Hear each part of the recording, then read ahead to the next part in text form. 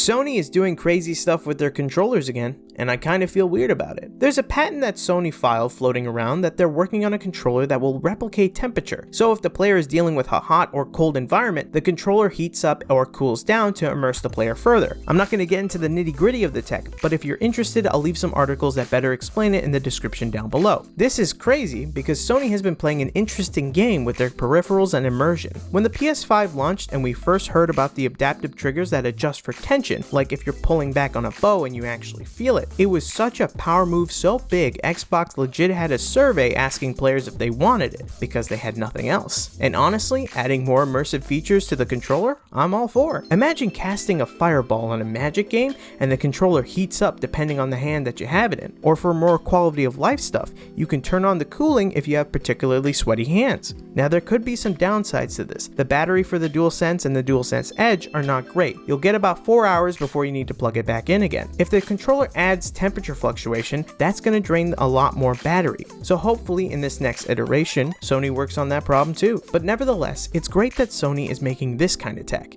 Much more than the other stuff that they patented. Like that TV that makes you respond to the ad to make it go away. There's no way anyone's going to be cool with that. But what do you think? Is a controller with shifting temperatures a cool move? Or would you rather Sony work on something else, maybe battery life? Let me know in the comments down below. Don't forget to subscribe and click here to see another video.